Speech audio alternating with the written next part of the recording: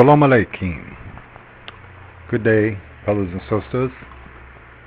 Tonight we'll be speaking and teaching from the book of Matthew, chapter 5. And the subject for tonight will be living to fulfill. This should be the life of all who believe in Yahuwah Elohim El Israel and his Messiah, Yeshua. We should be dedicated to the teachings of Yeshua, to understand the teachings of Yeshua, so that we do not be deceived by secular Goyim religious ideal, which has proven itself incompetent in bringing man to the full redemption that is spoken of in the Scripture. Yeshua came to us to give us a complete understanding of the will of the Father, a complete understanding of his mission. Excuse me. And those who claim that they are followers of Yeshua can only follow him by understanding his teachings, what expectations he gave to us, what responsibility he gave to us, and what is his expectation of the body to perform the will of the Father in the earth. We understand the confusion that some people are in.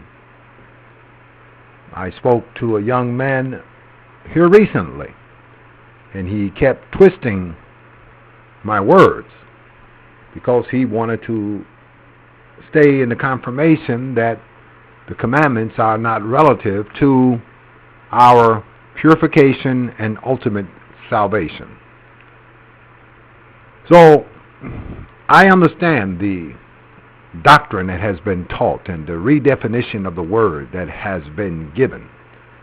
When Paul teaches, or Saul, whatever name you wish to use, I don't get stuck on those small matters. I'm concerned with leading people to a life of righteousness in the Spirit and empowering myself to do just that also. I don't get into these little, you supposed to say this because you're Messianic Hebrew, or you supposed to pronounce a word like this because you're Messianic Hebrew. Pronouncing a word wrong or pronouncing a word accurately right does not change or redeem the condition of your heart.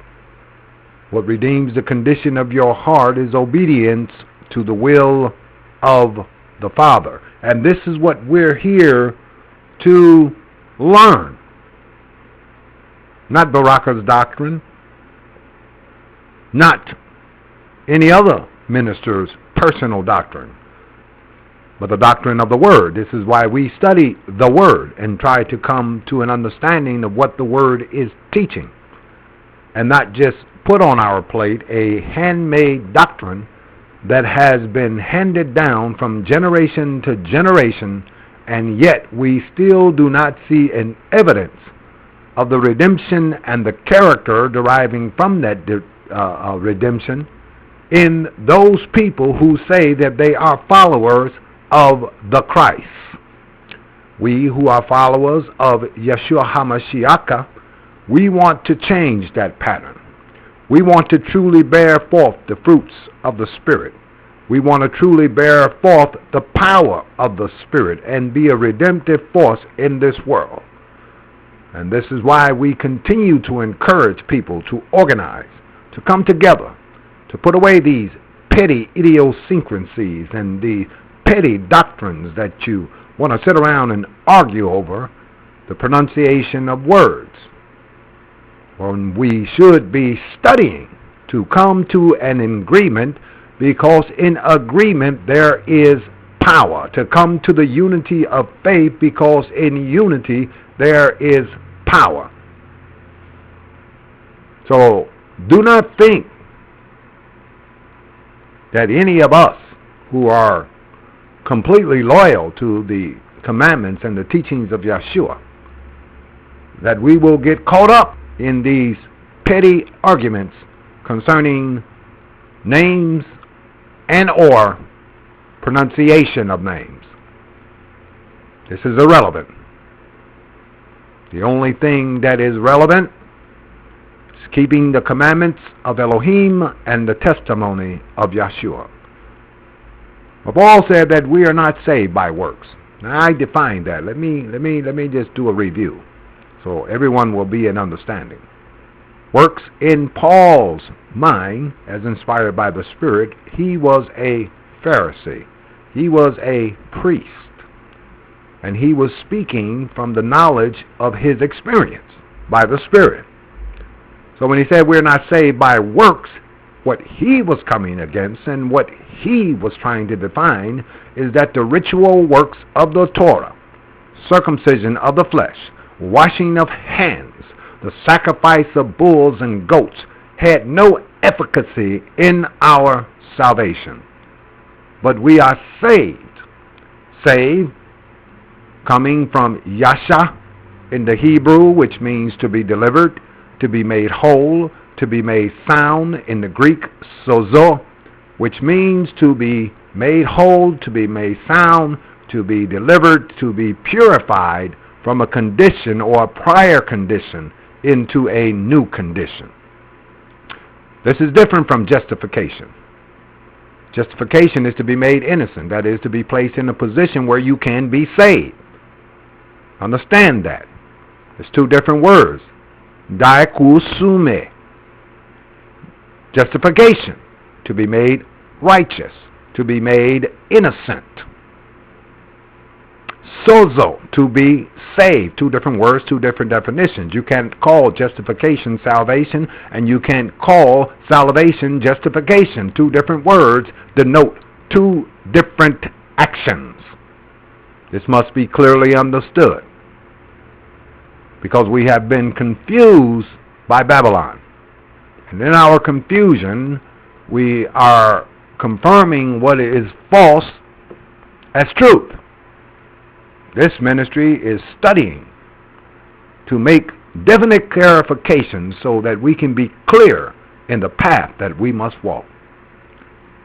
Yeshua, he came to deliver us into a life of fulfillment, a life of empowerment to achieve the goal of the Father.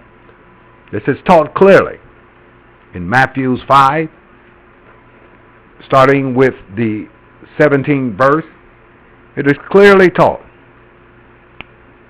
Don't think that I have come to abolish the Torah or the prophets. I have not come to abolish, but to complete. Yes, indeed, I tell you that until heaven and earth pass away, not so much as a yod or a stroke will pass from the Torah, not until everything that must happen has happened.